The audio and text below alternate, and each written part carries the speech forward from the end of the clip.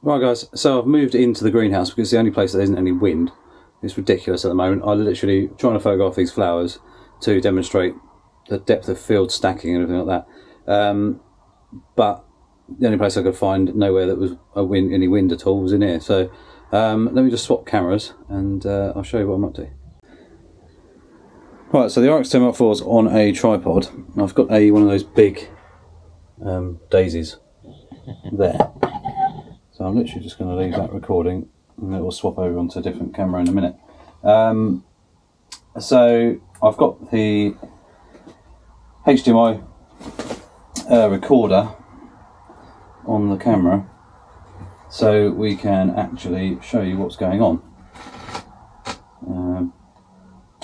So what we're going to do is we're going to zoom in on the flower.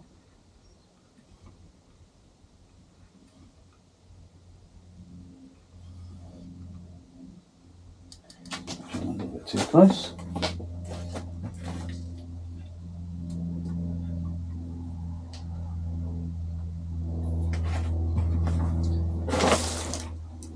It is a day of, I don't know, it's just crazy today. The weather's a bit weird. And it's just all a bit higgledy-piggledy really. Anyway, what I'm going to do is I'm going to focus on the flower. Actually, I'm going to do it for maybe a little bit.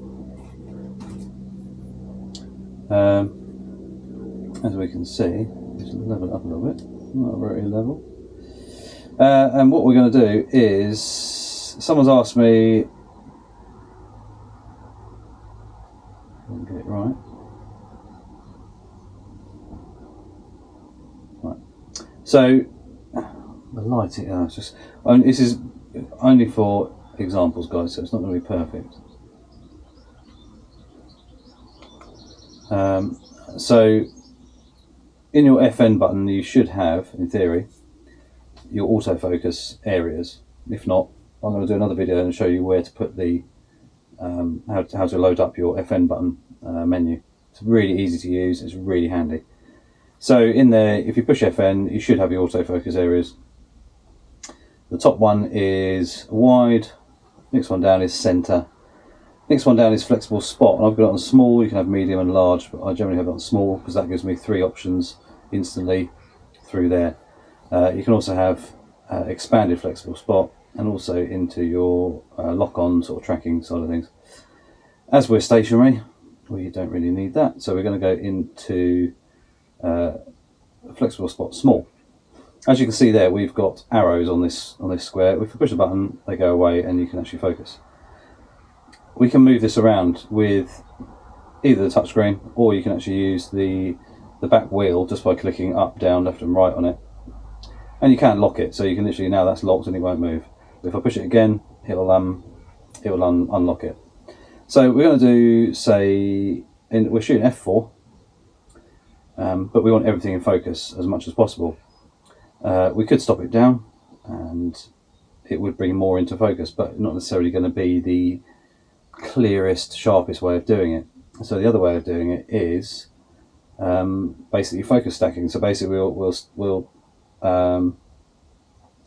lock on the focus there, and we'll take a picture. We'll move the focus square up a little bit, take a picture, go into the middle, take another picture, take another picture, take another picture, take another picture, and take some more. So basically we've covered the whole range across there, and then if we jump into Photoshop, I will show you how it's done. You can do it in other programs as well, but obviously I use Photoshop, so that's what I'm going to be using. And basically we stack all those images together and it gives us everything that's in focus on each image, and then blends it all together. Simple as. I'm shooting at 600mm equivalent, so, or just under actually. No, 500, about 500. So you obviously can go closer, but then I was too close because the flower's quite big. And I'll take a picture where we might have decided if it's going to focus or not. There we go. There we go. So actually it's not too bad, but it does soften off both ends, which you might like anyway. So that's that, and it's as simple as that. And you know, but ideally, this is where the problem was. I was outside. It's quite windy. We've got a 10-mile-an-hour wind. It's been 10 miles an hour, 15 miles an hour, 20 miles an hour for the last 2 weeks. No let up at all, and it's just really annoying now because every time I want to go out and actually do some macro work or stuff or flowers and things like that, they just. I mean, if you're doing single shots, it's fine because the autofocus, if you put it on wide, will just track the stuff moving around anyway. So it's not really the end of the world. But if I'm trying to demonstrate stuff, it's a bit of an annoyance. Right guys, so we're in Photoshop right now, and I'm just going to bring in the shots that I took across the board, across the top of the flower there. As you can see here, this one in the first one, you can see it's nice and sharp here,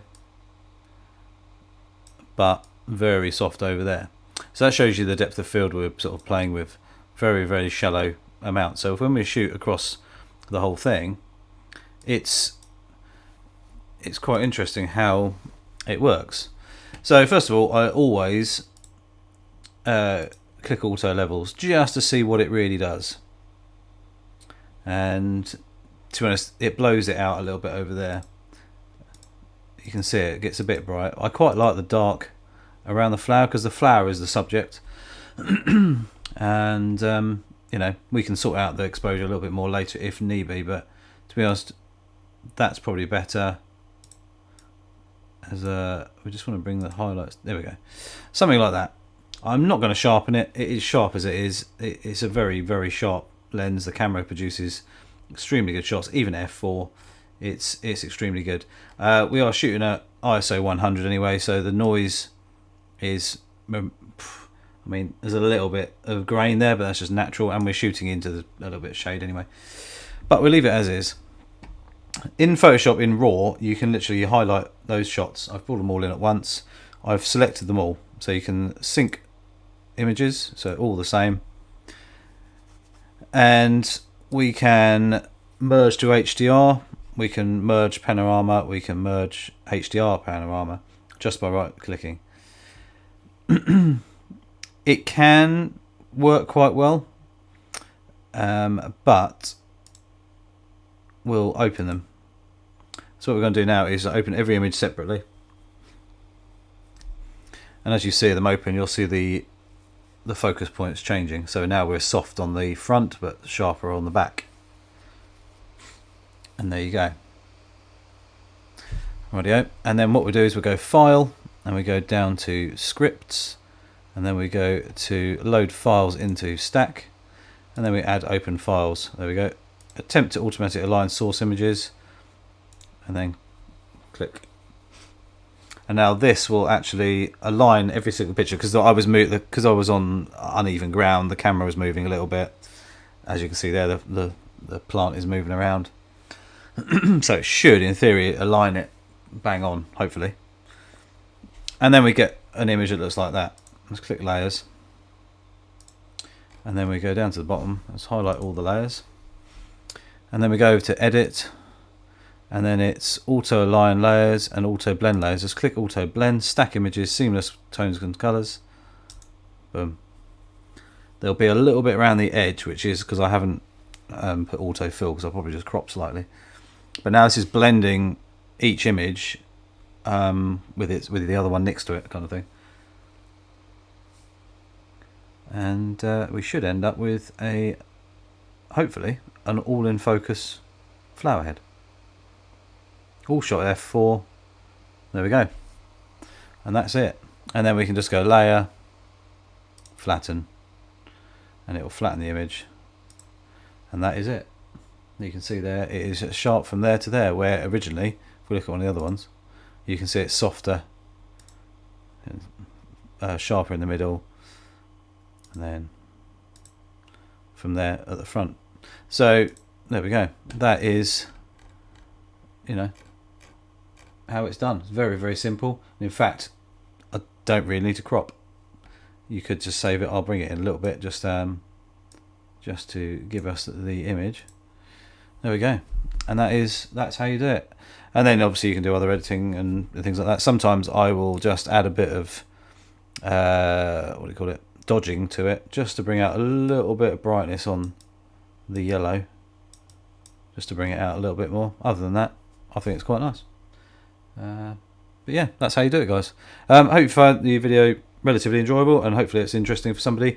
You can utilize this with many things, obviously, with extra depth through images, if you're doing products, or could be anything really.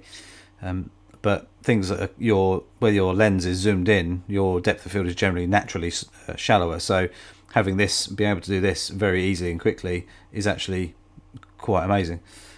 So yeah, it can help in many ways. Hope you found that interesting. Don't forget to click the subscribe button, little notification bell as well. Any comments, questions, anything like that, please feel free to ask.